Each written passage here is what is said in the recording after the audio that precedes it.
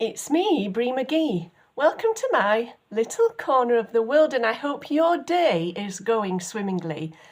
During today's Breeze, we'll be discussing decluttering part 2. So grab that drink and snack, there's work to be done. Now, I mentioned last week about what got me started on my decluttering journey and how it took me 2 years to complete. And today I want to continue to tell you about how it went moving forward from that point. I was going at it with all guns blazing, so to speak, and I was doing a lot of decluttering. I was getting rid of a lot of stuff, just big stuff and bulky stuff that almost instantly made my rooms look a lot better and tidier and bigger. Once you've got rid of the big stuff, your room tends to look a bit bigger.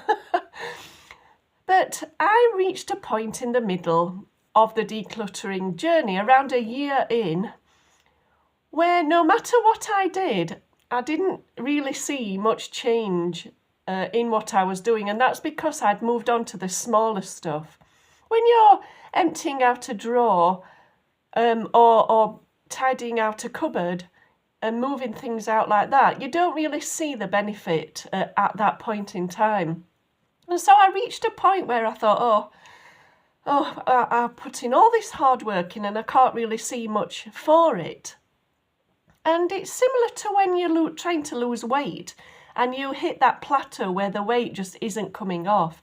But you have to plough on through, don't you? I was actually losing motivation.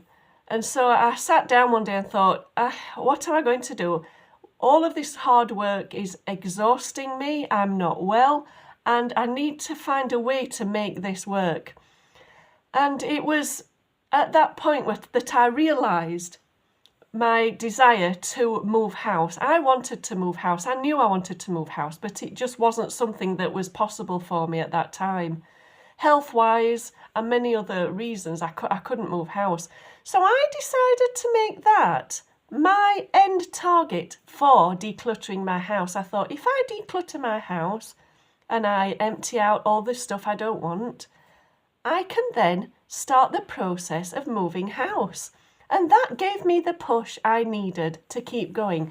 Now, that might not be everyone's motivation. You might have different motivations for, I don't know, if there's an event coming up that you want to host at your house, or I don't know, an impending baby coming along, or whatever it is.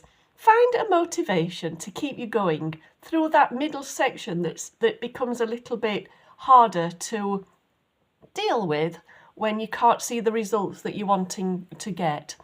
So I continued on, and I decided that as I got rid of stuff, as I picked each item up and decided whether to keep it or not, the stuff I wanted to keep, I started to box up. I started to put into boxes so that it was a visual reminder that, I've put things in boxes, I'm going to be moving house one day soon.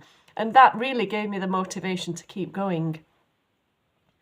And so I continued, and rightfully enough, everything did seem to slot into place, and I did start to see those differences again moving forward.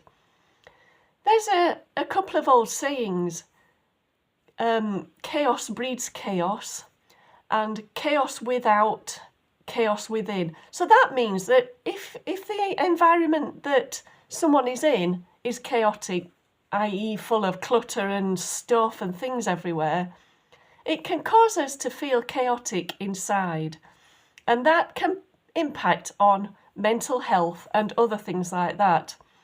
And as I went through the process into that second year and kept going, getting rid of stuff, taking things to be donated, filling up my recycling bin and my normal bin of things that I didn't want anymore, I realised something.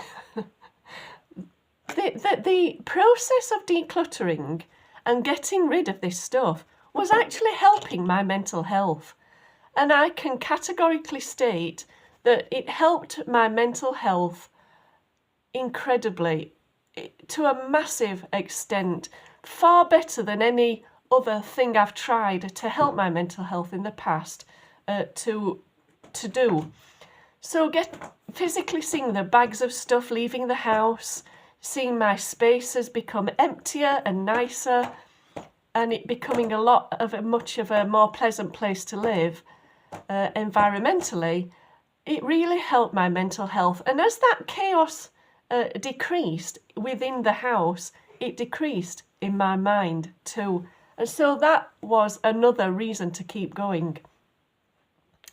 All in all, I can say that the whole process was an absolute blessing. I enjoyed it. And once I'd come through, even the hard bits, I look back now at it and think that was a real turning point in my life.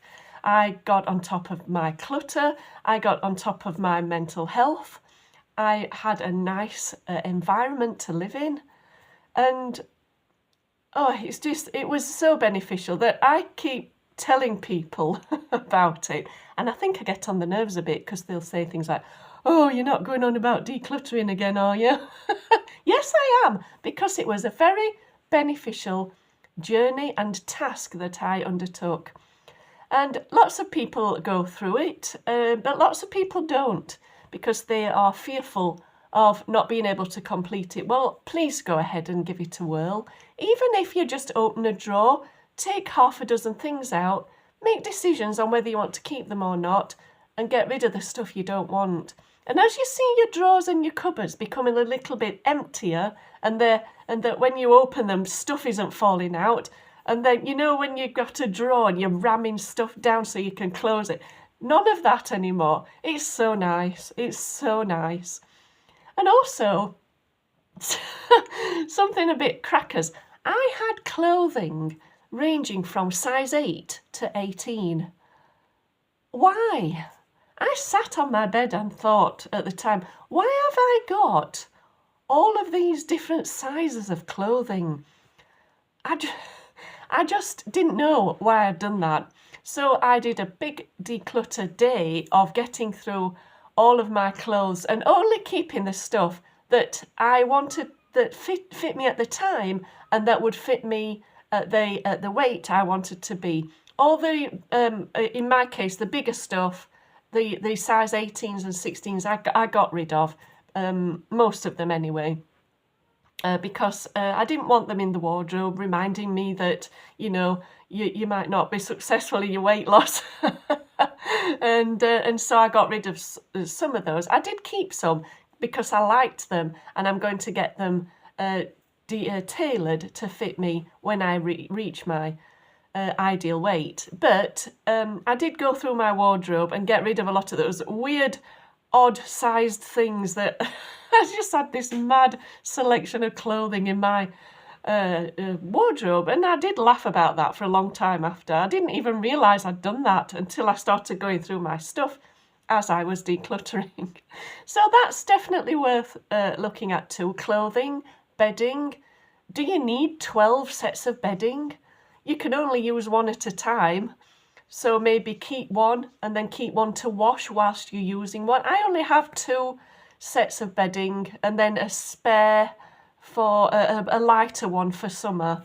And I donated the other ones. So, and tea towels, I had about 55,000 tea towels. Now I only have about 6. So I can have a rotation of tea towels and just things like that. So all of these things that you can get rid of really, really help your environment to look and feel a lot nicer. So anything that can help mental health, I think, is worth it. So I would definitely recommend giving it a whirl. I hope this 2-part mini-series, has helped someone out there to make a start on their decluttering journey. Well, I've got things to do, but thank you so much for watching. Have a wonderful day. From my corner of the world to yours, cheerio, and mind how you go.